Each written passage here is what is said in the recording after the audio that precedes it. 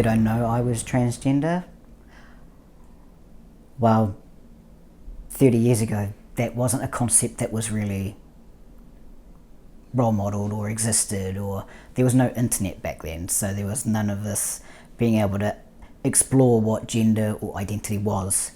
And for me, growing up really young, I knew that my body, it never matched like my reflection, what I was seeing. It never even matched, but I didn't know what that was because I didn't have the necessary tools to be able to explore at all. I first came out as non-binary and used they them pronouns, and then a wee while down the track later I changed my name, and that was a really big moment for me, and a lot of people didn't accept me for that, and they refused to use my new name, and that was difficult, but hence I continued living my authentic self because that was at the time what was keeping me alive and keeping me going.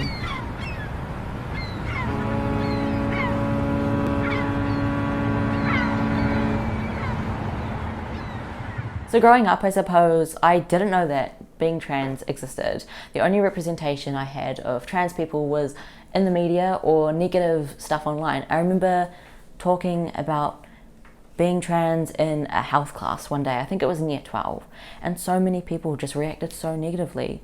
Like, why would you want to do that? And why would someone do that? Being trans isn't a choice. I didn't choose to have multiple surgeries that affect a large part of my life. I don't choose the death threats. However, I choose to be visible, and that just comes as part of the package deal. You said what? Okay, I thought you would know how to do one because you just do crazy shit. I wonder. Oh, that was a fail! Yeah, they got them! There's so many things that I've had to give up or sacrifice. I gave up singing. I gave up relationships with family and old friends, and I gave up, I suppose, my safety to a degree. There was one situation when I was traveling down south and I had visibly coloured hair and I was visibly not meeting like heteronorms. I was visibly different, and that made me kind of want to hide a little bit. Being different, you get punished. School, I had the nickname Hermaphrodite. The town I lived in, I was beaten severely by 2 or 3 girls just for identifying as not heteronormative. So it was like, I had no choice. I used substances to escape the pain and what was going on there, and it wasn't until I met another trans person that I was like, wait, what? This is a possibility?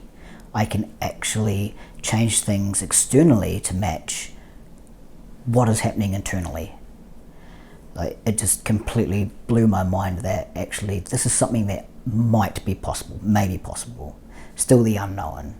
And it wasn't until I got to 29 and I was sick of the way I was living, I literally had 2 choices. It was I take a leap of faith and change my entire life and hope that it worked out, or death. So, rolled the dice. I wanted the chest surgery. I wanted what I could see to be, I think, tolerable as a way of healing the mental health side of things that were going on.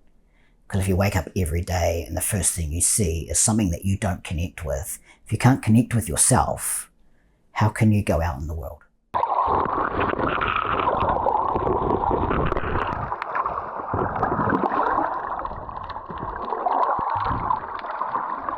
That is not an easy choice. Like, almost 30, I turned my entire world on its head. And it came with cost, it came with loss of work, it came with loss of relationship, but also it gave me life.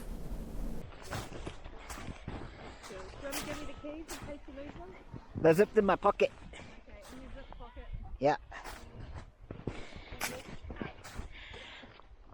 So for Trans Day of Visibility, Josh and I were working on a project trying to show the visibility of trans people. It's an international day that's celebrated every year across social media. You'll see people that choose to be visible, either telling their story or doing a post. But trans visibility isn't just about trans people. It's about the people who support trans people. Because unfortunately, we can't live in life by ourselves. We need support. It's about community. It's about lifting and uffing a vulnerable population.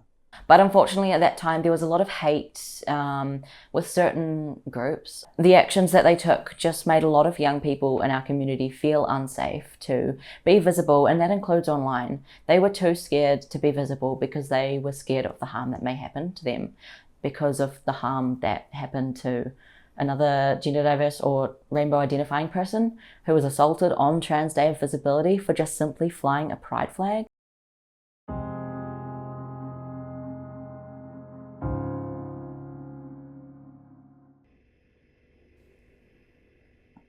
If I didn't get upset, that would be the problem. I spent a lot of hours crying. Like, I was truly hurting. It's horrible to think that our young people are still at risk of being assaulted for being who they are.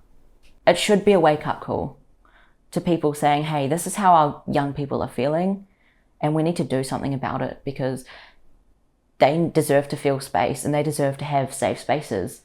As a young, visible trans person myself, sometimes I feel that way as well, but I just know that my visibility helps others realize that there is hope. And that's why on my shirt, with my brand Riley's Rants and Adventures, I wear these words: adventure, discovery, explore, journey, and authentic. They're just a few words that align with, I suppose, my values and sharing my story as a trans person and being visible. Trans representation is vital.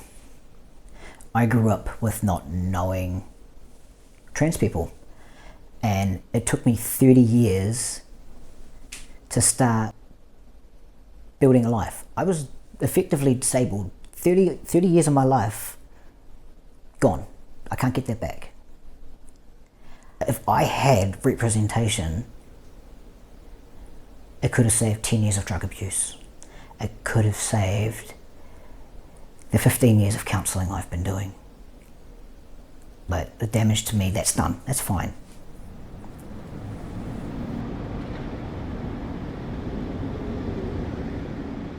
But I'm happy to pay the cost if it means those who come after me can thrive and become happy, healthy, older adults.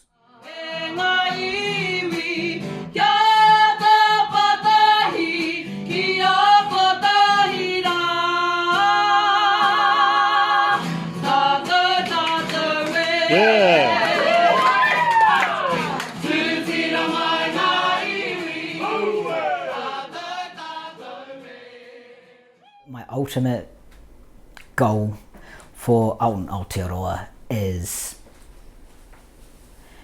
showcasing young amazing trans people and the things that they're doing, non-binary people, gender non-conforming. It's not all about the outdoors, it's about art, it's about passion, it's about life, it's about live, it's about mental health. Like the goal is having some good come out of my visibility, because visibility is coming at a cost. Positive trans representation in both like the public and the media is so vital for young people to know that they have a future. I didn't know that trans people could live a positive, successful, relatively normal life until I saw a trans person living their own life. And I'm not the only one that's experienced this. It's a societal-wide issue that needs to be addressed. Trans people are hiding in the shadows because they're scared of being attacked and demonized and receiving hate. And we need to give trans people the space that they feel comfortable enough so that young people can see that they have a future where they can live as their authentic selves. I've been effectively living as Josh for the last 10 years. And the person I am now compared to the person I was is absolute polar opposites. Now I'm living a life where I'm authentic. I can exist in the world. I can step forward every day and look in a mirror and be going, still don't like you very much, but this is way better than what was happening before.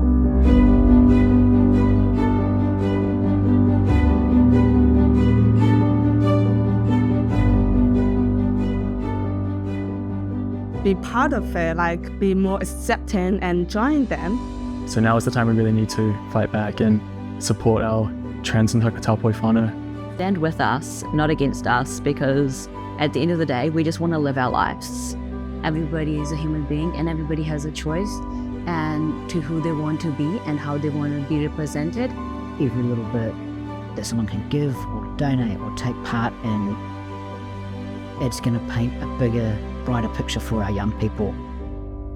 Celebrating our mana and our body and be true to yourself.